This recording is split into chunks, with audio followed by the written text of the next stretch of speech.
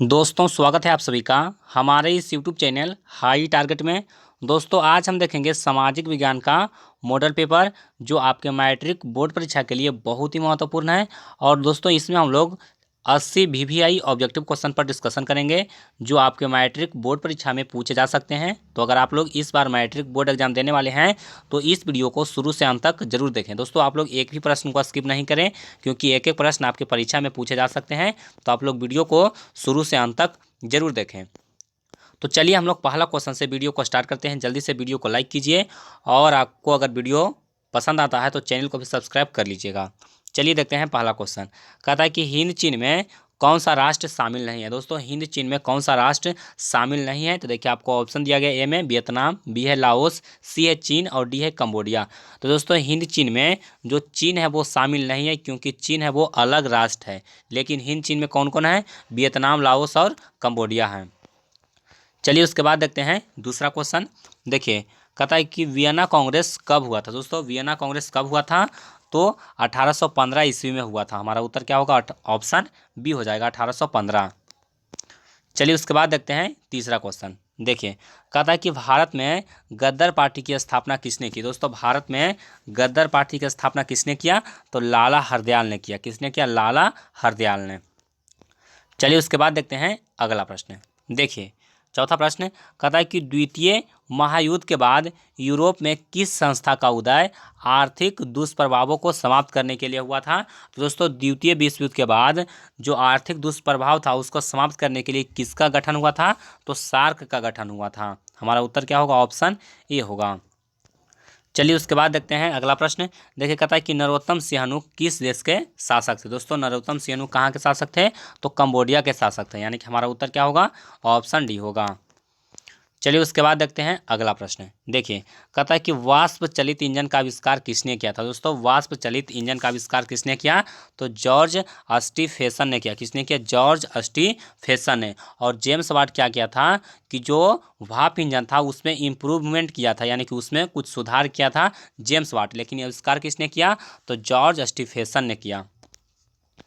चलिए उसके बाद देखते हैं अगला प्रश्न। देखिए सातवां क्वेश्चन कहता है कि Tata iron and steel company की स्थापना कब की गई। दोस्तों Tata iron and steel company जो झारखंड राज्य में है, जिसका संस्थापक कौन है, तो जमशेदजी टाटा हैं। और जमशेदजी टाटा ने Tata iron and steel company की स्थापना 1907 ईस्वी में किए थे। तो हमारा उत्तर क्या होगा, ऑप्शन बी होगा। चलिए उसके बाद देखते हैं अगला प्रश्न। देखिए कहता है कि गोलघर कहाँ स्थित है। दोस्तों गोलघर कहाँ स्थित है, तो गोलघर पटना में स्थित है। गोलघर को किसने बनाया था, तो गोलघर को अंग्रेजों ने बनाया था। किस लिए बनाया था, तो अनाज को रखने के लिए बनाया था। यानी कि गोलघर था वो अनाज रखने के लिए अंग्रेजों के द्वारा, यानी कि जो अंग्रेज उस समय था वो बनवाया था। चलिए उसके बाद देखते हैं अगला प्रश्न। देखिए नौवां प्रश्न बहुत महत्वपूर्ण है।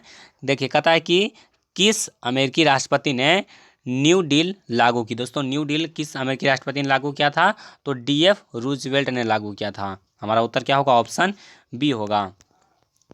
चलिए उसके बाद देखते हैं अगला प्रश्न। देखिए कहता है नेपोलियन संहिता किस वर्ष लागू की गई। दोस्तों नेपोलियन संहिता किस वर्ष लागू की गई, तो 1804 ईस्वी में लागू की गई। हमारा उत्तर क्या होगा, ऑप्शन डी होगा।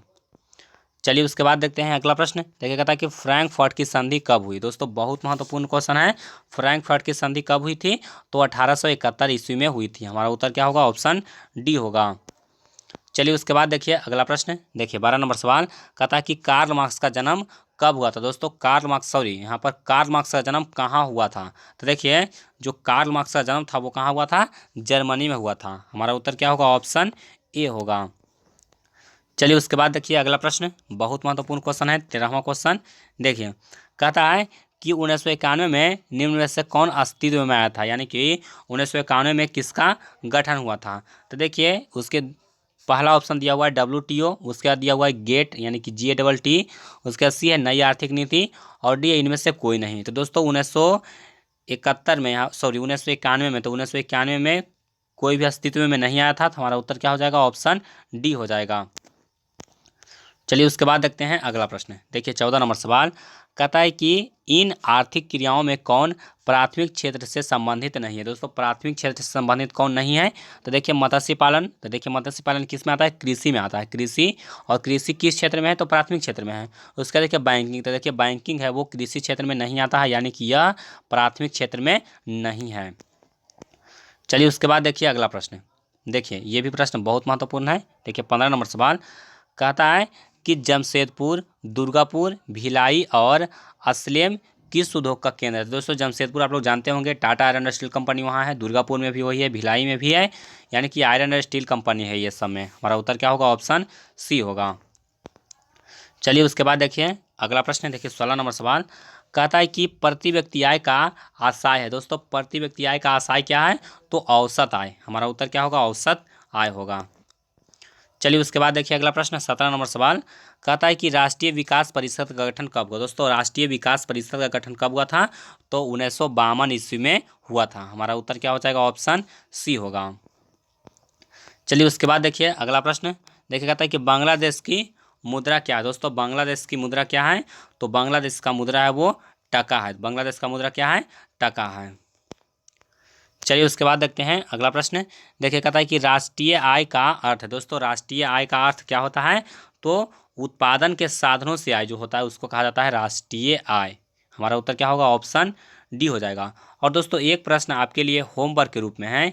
देखिए यहाँ पर क्या पूछा गया है कि बांग्लादेश की मुद्रा पूछा गया है, तो आपको बताना है कि बांग्लादेश का जो राजधानी है वो कहाँ है। आपके ये प्रश्न होमवर्क के रूप में है, तो आप लोग बताइए कि जो बांग्लादेश का राजधानी है वो कौन है। चलिए उसके बाद देखते हैं हम लोग 20वां क्वेश्चन। देखिए 20वां क्वेश्चन बहुत महत्वपूर्ण है। देखिए कहता है कि भारत में उपभोक्ता संरक्षण कानून कब लागू हुआ। दोस्तों भारत में उपभोक्ता संरक्षण कानून 1986 ईस्वी में लागू हुआ। तो हमारा उत्तर क्या होगा, ऑप्शन बी होगा। चलिए उसके बाद देखते हैं अगला प्रश्न। देखिए 21वां सवाल बहुत महत्वपूर्ण है। देखिए कहता है कि भूमि विकास बैंक द्वारा किस प्रकार का ऋण प्रदान किया जाता है। दोस्तों ऋण मतलब क्या होता है, लोन होता है। दोस्तों ऋण मतलब क्या होता है, लोन होता है। तो कहता है कि भूमि विकास बैंक के द्वारा किस प्रकार का ऋण प्रदान किया जाता है, तो हमारा उत्तर क्या हो जाएगा, दीर्घकालीन ऋण। क्या होता है, दीर्घकालीन ऋण, यानी कि बहुत लंबे समय के लिए ऋण दिया जाता है। चलिए उसके बाद देखते हैं 22वां क्वेश्चन बहुत महत्वपूर्ण है। देखिए कहता है कि भारत में किस प्रकार की आर्थिक प्रणाली पाई जाती है। दोस्तों भारत में किस प्रकार की है, तो मिश्रित अर्थव्यवस्था है। चलिए उसके बाद देखते हैं अगला प्रश्न। देखिए 23वां क्वेश्चन कहता है कि नागार्जुन सागर परियोजना संबंधित है। दोस्तों नागार्जुन सागर परियोजना है वो किस नदी पर है, यानी कि किस नदी से संबंधित है, तो हमारा उत्तर हो जाएगा कृष्णा नदी से। चलिए उसके बाद देखते हैं 24 नंबर सवाल। देखिए 24वां सवाल बहुत महत्वपूर्ण है।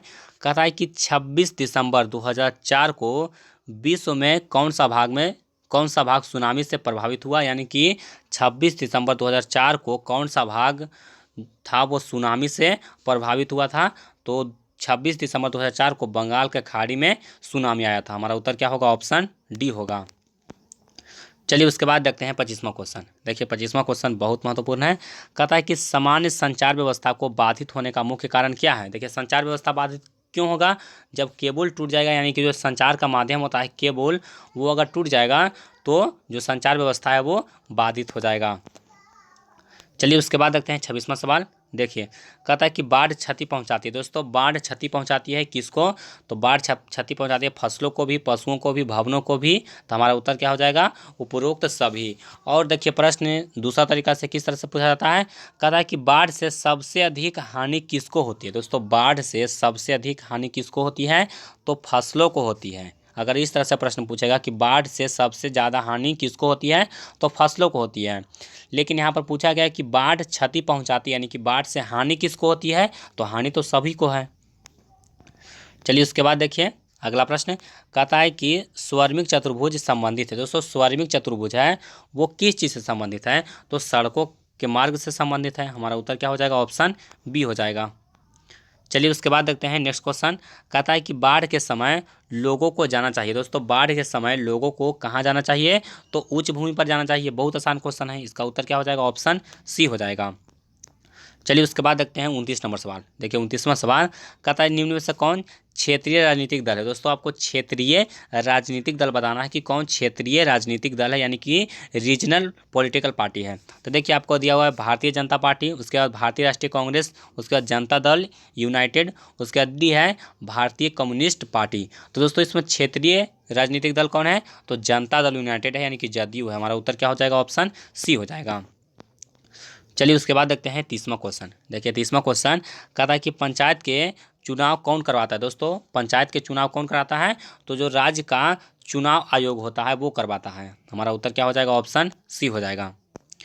चलिए उसके बाद देखते हैं अगला प्रश्न, बहुत महत्वपूर्ण है। देखिए कहता है कि भारत के किस राज्य से पंचायती राज की शुरुआत हुई। दोस्तों भारत के किस राज्य से पंचायती राज शुरू हुई, तो राजस्थान राज्य से सबसे पहले पंचायती राज शुरू हुई, यानी कि सबसे पहले पंचायती राज कहाँ स्टार्ट हुआ था, तो राजस्थान में हुआ था।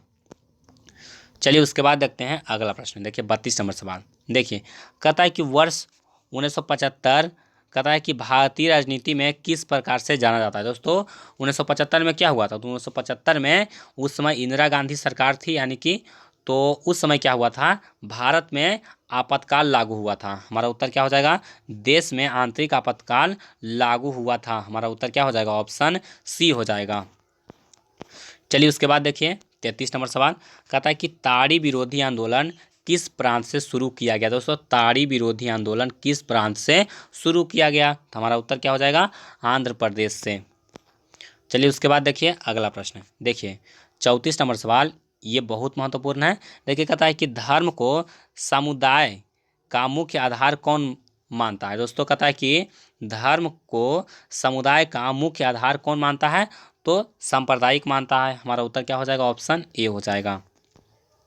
चलिए उसके बाद देखते हैं अगला प्रश्न। देखिए कहता है कि सत्ता में साझेदारी सही है क्योंकि। दोस्तों सत्ता में साझेदारी सही है क्योंकि, देखिए आपको ऑप्शन दिया हुआ ए, कहता है कि यह विविधता को बढ़ाती है। उसके बाद देखिए बी क्या दिया हुआ है, देश की एकता को कमज़ोर करती है। उसके बाद सी है फैसले लेने में देर करवाती है, और डी है विभिन्न समुदायों के बीच टकराव कम करती है। तो दोस्तों यहाँ पर हमारा उत्तर क्या हो जाएगा, ऑप्शन डी हो जाएगा, विभिन्न समुदायों के बीच टकराव कम करती है। चलिए उसके बाद देखते हैं अगला प्रश्न। देखिए कहता है कि नेपाल में सप्तदलीय संगठन का कहता है कि मुख्य उद्देश्य क्या है। दोस्तों कहता है कि नेपाल में सप्तदलीय कहता है कि गठबंधन का यहाँ पर देखिए सप्तदलीय गठबंधन का मुख्य उद्देश्य क्या है। दोस्तों जो सप्तदलीय गठबंधन है उसका मुख्य उद्देश्य क्या है, तो वहाँ पर मुख्य जो उद्देश्य है उसका वो क्या है, भारत और नेपाल के बीच संबंधों को बेहतर बनाना, यानी कि हमारा उत्तर क्या हो जाएगा, ऑप्शन सी हो जाएगा। चलिए उसके बाद देखते हैं अगला प्रश्न। देखिए 37 नंबर सवाल बहुत महत्वपूर्ण है। देखिए कहता है कि भारत के इन राज्यों में कौन कोयले का सबसे बड़ा उत्पादक है। दोस्तों सबसे ज़्यादा कोयला कहाँ उत्पादन होता है, तो उड़ीसा में होता है। कहाँ होता है, सॉरी सबसे ज़्यादा कोयला होता है झारखंड में। कहाँ होता है, झारखंड में होता है। तो हमारा उत्तर क्या होगा, ऑप्शन बी हो जाएगा। चलिए उसके बाद देखते हैं अगला प्रश्न। देखिए 38 नंबर सवाल कहता है कि सौर ऊर्जा उत्पादन के लिए कहता है कि सर्वाधिक उपयुक्त राज्य है। दोस्तों सौर ऊर्जा उत्पादन के लिए सबसे उपयुक्त राज्य कौन है, तो राजस्थान है। कौन सा हो जाएगा, राजस्थान होगा, क्योंकि राजस्थान में बहुत गर्मी रहता है, वहाँ मरुस्थलीय क्षेत्र ज़्यादा है, इसलिए वहाँ पर हम लोग सौर ऊर्जा लगा करके हम लोग सूर्य से हम लोग बिजली बना सकते हैं। चलिए उसके बाद देखते हैं 39 नंबर सवाल। देखिए 39 नंबर सवाल बहुत महत्वपूर्ण है। देखिए कहता है कि बिहार की पहली नदी घाटी परियोजना कौन है। दोस्तों बिहार की पहली नदी घाटी परियोजना कौन है, तो कोसी नदी घाटी परियोजना। और कोसी नदी आप लोग जानते हैं बिहार का शोक कहा जाता है, तो इसको आप लोग इस तरह से भी याद कर सकते हैं कि सबसे पहले हम लोग कोसी नदी घाटी परियोजना, इसको इस तरह से याद रखिए। चलिए देखिए 40 नंबर कहता है कि सुंदरवन टाइगर रिजर्व कहाँ है। दोस्तों सुंदरवन जो डेल्टा है वहाँ पर टाइगर रिजर्व है, सुंदरवन टाइगर रिजर्व है। तो दोस्तों यहाँ 40 का सही आंसर क्या हो जाएगा, तो सुंदरवन कहाँ है, पश्चिम बंगाल में। आप लोग जानते होंगे सुंदरवन डेल्टा जो है वो कहाँ है, तो बंगाल की खाड़ी में है, यानी कि पश्चिम बंगाल में है। चलिए उसके बाद देखिए कहता है कि भारत का सबसे लंबा बांध कौन है। दोस्तों भारत का सबसे लंबा बांध कौन है, तो हीराकुंड बांध है। कौन सा है, हीराकुंड बांध है। चलिए उसके बाद देखिए कहता है कि कौन प्राथमिक ऊर्जा का उदाहरण नहीं है। दोस्तों आपको बताना है कि कौन प्राथमिक ऊर्जा का उदाहरण नहीं है। तो देखिए कोयला, विद्युत, पेट्रोलियम और प्राकृतिक गैस। तो देखिए इसमें जो विद्युत ऊर्जा है वो प्राथमिक ऊर्जा का उदाहरण नहीं है, क्योंकि हम लोग विद्युत का डायरेक्टली उत्पादन नहीं कर सकते हैं। हम लोग या तो स्थितिज ऊर्जा को चेंज करेंगे, या फिर सौर ऊर्जा को चेंज करेंगे, या फिर जो यांत्रिक ऊर्जा होता है उसको हम लोग चेंज करेंगे, या फिर यानी कि जो रसायन ऊर्जा है उसको हम लोग चेंज करके विद्युत ऊर्जा बनाएंगे। यानी कि जो विद्युत है वो प्राथमिक ऊर्जा का उदाहरण नहीं है। हम लोग किसी अन्य ऊर्जा को हम लोग चेंज करके विद्युत ऊर्जा हम लोग बनाते हैं। चलिए उसके बाद देखिए, कहता है कि पूर्व मध्य रेलवे का मुख्यालय कहाँ है। दोस्तों पूर्व मध्य रेलवे का मुख्यालय कहाँ है, तो हाजीपुर में है। कहाँ है, हाजीपुर में। चलिए उसके बाद देखिए, कहता है कि चावल है। दोस्तों चावल क्या है, तो चावल क्या है, खरीफ फसल है। बहुत आसान क्वेश्चन है, इसको कैसे याद रखना है। तो देखिए आप लोग चावल, आप लोग जानते होंगे चावल किससे बनता है, धान से बनता है। और खखरी किस में होता है, तो धान में होता है। तो खखरी से खरीफ हो जाएगा। हमारा उत्तर क्या हो जाएगा, ऑप्शन ए हो जाएगा। चलिए उसके बाद देखते हैं नेक्स्ट क्वेश्चन। देखिए 45 नंबर सवाल बहुत महत्वपूर्ण है। कहता है कि निम्न में से कौन निजी क्षेत्र की कंपनी नहीं है। दोस्तों निजी क्षेत्र की कंपनी कौन नहीं है, तो यहाँ पर देखिए डाबर दिया हुआ है, उसके बजाज ऑटो लिमिटेड दिया हुआ है, सेल दिया हुआ है और टिस्को दिया हुआ है। तो इसमें देखिए जो सेल है, जो सेल कंपनी है वो निजी क्षेत्र की कंपनी नहीं है। चलिए उसके बाद देखिए अगला प्रश्न।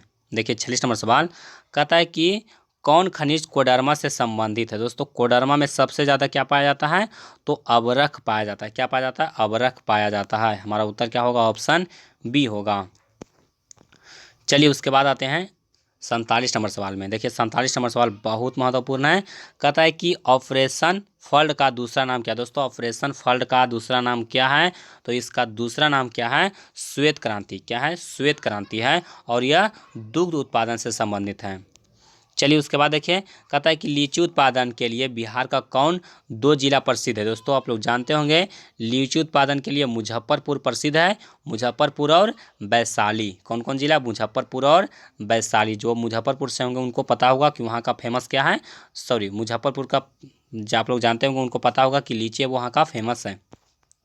चलिए देखिए, कहता है कि आय तथा उपभोग का अंतर। दोस्तों आय तथा उपभोग का अंतर को हम लोग क्या कहते हैं, तो उसको हम लोग बचत कहेंगे। क्या कहेंगे, बचत कहेंगे। यानी कि आय जितना हम लोग कमा रहे हैं वो आय हुआ, और उपभोग मतलब कि जो हम लोग खर्च कर रहे हैं वो हुआ उपभोग। और दोनों का अंतर यानी कि जितना कमाएं और जितना खर्च किए हैं उसको हम लोग घटा देंगे तो क्या आएगा, जो बचत है वो आ जाएगा।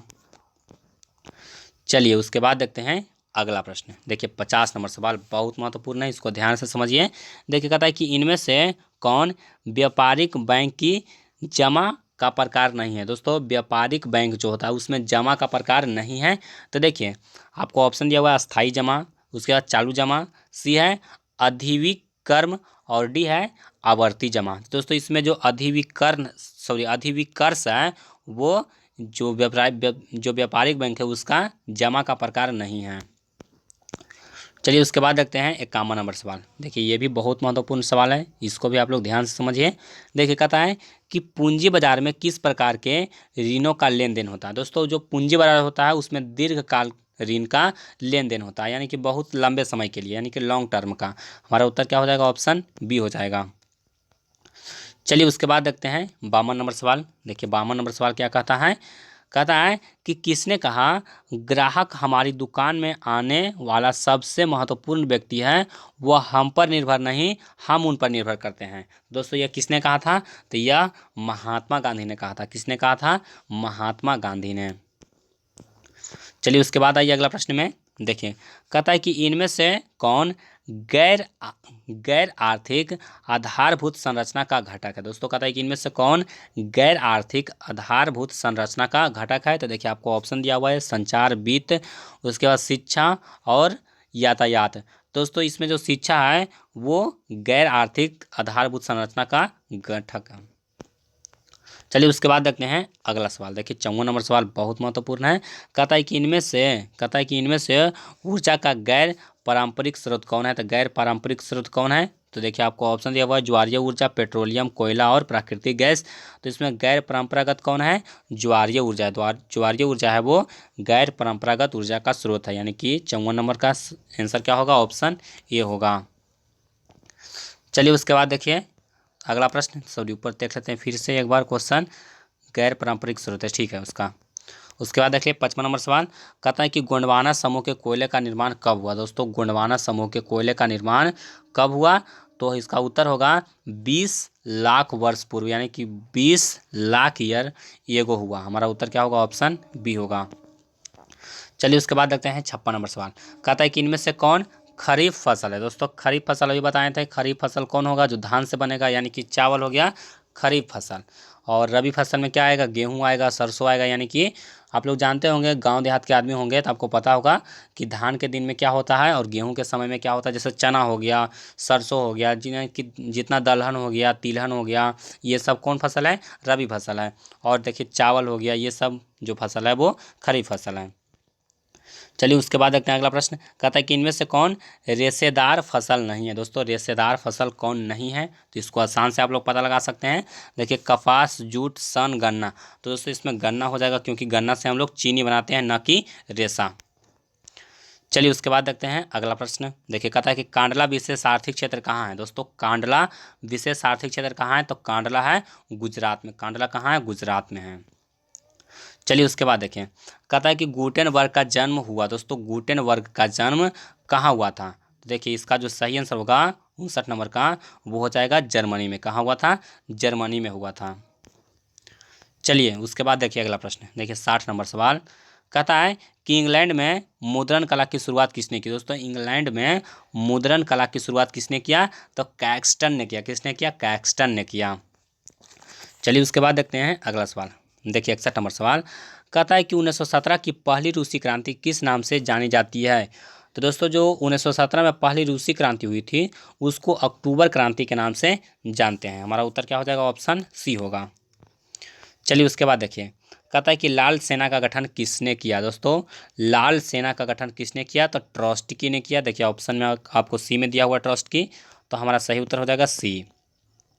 चलिए उसके बाद देखते हैं अगला प्रश्न। देखिए 63 नंबर सवाल, देखिए कहता है कि ऑल इंडिया मुस्लिम लीग की स्थापना कब हुई। दोस्तों ऑल इंडिया मुस्लिम लीग की स्थापना 1906 ईस्वी में हुआ। चलिए उसके बाद देखिए, कहता है कि तख्त श्री हरमदरजी साहब कहाँ स्थित है। दोस्तों कहता है कि तख्त श्री हरमदरजी साहब कहाँ स्थित है, तो इसका जो सही उत्तर हो जाएगा वो हो जाएगा पटना में स्थित है। उसके बाद देखिए, कहता है कि सिपाही विद्रोह कब हुआ था। दोस्तों सिपाही विद्रोह कब हुआ, तो सिपाही विद्रोह हुआ था 1857 ईस्वी में। कब हुआ था, 1857 ईस्वी में हुआ था। चलिए उसके बाद देखिए जो 66 नंबर सवाल है उसको देखिए, कहता है कि श्वेत क्रांति का संबंध, कहता है कि अर्थव्यवस्था के किस क्षेत्र से है। तब देखिए श्वेत क्रांति है वो किस चीज़ से संबंधित है, तो दूध उत्पादन से है। और दूध उत्पादन हम लोग कृषि क्षेत्र में लाते हैं, यानी कि कृषि क्षेत्र के अंतर्गत आता है। और कृषि क्षेत्र क्या है, प्राथमिक क्षेत्र है। तो हमारा उत्तर क्या होगा, ऑप्शन ए होगा। चलिए उसके बाद देखिए बहुत महत्वपूर्ण क्वेश्चन 67 नंबर सवाल, सबको पता होना चाहिए कि बिहार दिवस कब मनाया जाता है। तो बिहार दिवस कब मनाया जाता है, तो 22 मार्च को मनाया जाता है। आप लोग देखे होंगे स्कूल कॉलेज में लिखा हुआ रहता है बिहार दिवस 22 मार्च। ये तो बहुत आसान क्वेश्चन है। चलिए उसके बाद देखिए 68 नंबर सवाल, कहता है कि कहता है कि सबसे बड़ा पशु का मेला आयोजित किया जाता है। दोस्तों तो सबसे बड़ा जो पशु का मेला है वो सोनपुर मेला है। कौन है, सोनपुर मेला, जो कहाँ लगता है, बिहार में लगता है। आपको पता होगा सोनपुर कहाँ है, बिहार में है। चलिए उसके बाद देखिए 69 नंबर, देखिए कहता है कि सासाराम में किस ऐतिहासिक शासक का मकबरा है। तो सासाराम शेरशाह सूरी, आपको पता होगा इसका आंसर क्या होगा, शेरशाह सूरी होगा। चलिए उसके बाद देखिए, कहता है कि फ्लाइंग शटल मशीन का आविष्कार किसने किया। बहुत आसान क्वेश्चन है और इम्पोर्टेंट भी है। किसने किया, जॉन के ने किया। किसने किया, जॉन के ने। चलिए उसके बाद देखते हैं, कहता है कि दुर्गापुर स्टील प्लांट किस राज्य में स्थित है। दोस्तों अभी बताए थे कि दुर्गापुर कहाँ है, तो दुर्गापुर कहाँ है, झारखंड में है। 71 का सही आंसर, सॉरी दुर्गापुर कहाँ है, पश्चिम बंगाल में। झारखंड में क्या है, तो जमशेदपुर, ये सब है झारखंड में। यहाँ पर देखिए झारखंड नहीं होगा, पश्चिम बंगाल होगा। दुर्गापुर कहाँ है, सॉरी यहाँ पर थोड़ा सा गलती हो गया, क्या है, पश्चिम बंगाल होगा। चलिए उसके बाद देखिए अगला प्रश्न कहता है कि सेडाउन का युद्ध कब हुआ। दोस्तों सेडाउन का युद्ध कब हुआ, तो 1870 ईस्वी में हुआ। और प्रश्न ये भी बनता है कि सेडाउन का युद्ध किसके किसके बीच में हुआ, तो आप जल्दी से कमेंट बताइए कि सेडाउन का जो युद्ध हुआ था वो किस किस देश के बीच में हुआ था। चलिए उसके बाद देखते हैं अगला प्रश्न। देखिए 73 नंबर सवाल कहता है कि हिगेल कौन था। दोस्तों हिगेल कौन था, तो हिगेल था वो एक दार्शनिक था, यानी कि फिलोसफर था। हमारा उत्तर क्या होगा, ऑप्शन सी होगा। चलिए उसके बाद देखिए 74 नंबर सवाल आगे देखिए, कहता है कि मार्च 1946 में फ्रांस एवं वियतनाम के बीच में होने वाला समझौता किस नाम से जाना जाता है, तो इसको हम लोग जानते हैं हनोई समझौता के नाम से। चलिए उसके बाद आइए 75 नंबर क्वेश्चन बहुत आसान है। बंगाल विभाजन कब निरस्त किया गया। दोस्तों जो बंगाल विभाजन है वो कब हुआ था, तो 1905 ईस्वी में हुआ था। इसका उत्तर क्या हो जाएगा, ऑप्शन ए हो जाएगा। चलिए उसके बाद देखते हैं 76 नंबर सवाल। देखिए 76 नंबर सवाल भी मोस्ट इंपॉर्टेंट है। देखिए कहता है कि किस भूकंपीय तरंग की, कहता है कि गहनता सबसे कम होती है। दोस्तों किस भूकंपीय तरंग की गहनता सबसे कम होती है, तो एक्स तरंग की होती है। कौन सी तरंग की, एस तरंग की, यानी कि ऑप्शन बी हमारे यहाँ पर बिल्कुल सही आंसर होगा। चलिए उसके बाद देखिए 77 नंबर सवाल कहता है कि कुल जल का कितना प्रतिशत भाग महासागरों में है। कुल जल का कितना प्रतिशत भाग महासागरों में है, तो 97% है। चलिए उसके बाद देखिए अगला प्रश्न 78 नंबर सवाल कहता है कि बिहार के किस नदी पर नदी घाटी परियोजना नहीं है। तो देखिए ऑप्शन ए है सोन, तो देखिए सोन पर है, गंडक पर भी है, कोसी पर भी है, पुनपुन नदी। दोस्तों पुनपुन नदी पर कोई नदी घाटी परियोजना नहीं है। हमारा उत्तर क्या होगा, ऑप्शन डी होगा। चलिए उसके बाद देखिए सेकेंड लास्ट 79 नंबर गेहूं है। गेहूं कौन सा फसल है, अभी बताएं। चावल, चावल खरीफ फसल, गेहूं रबी फसल, चना रबी फसल, ये सब अगर आपको पूछ देगा तो आप आसान से बना सकते हैं इसको। चलिए उसके बाद देखिए लास्ट क्वेश्चन 80 नंबर सवाल। तो 80 नंबर सवाल देखने से पहले आपको बता देते हैं कि वीडियो लाइक नहीं किए तो लाइक कीजिए, और चैनल पर अगर नए हो तो सब्सक्राइब कर लो, क्योंकि आपका एग्जाम में बहुत कम समय बचा हुआ है, तो जल्दी से चैनल को सब्सक्राइब कर लीजिए। चलिए 80 नंबर देख लेते हैं। देखिए कहता है कि बलवंत राय मेहता समिति का संबंध, कहता है कि इनमें किससे है। तो दोस्तों बलवंत राय मेहता का जो बलवंत राय मेहता समिति है, इसका संबंध है वो पंचायती राज व्यवस्था से है। हमारा उत्तर क्या हो जाएगा, ऑप्शन बी हो जाएगा। तो दोस्तों आज के लिए बस इतना ही, मिलते हैं आपको अगले वीडियो में।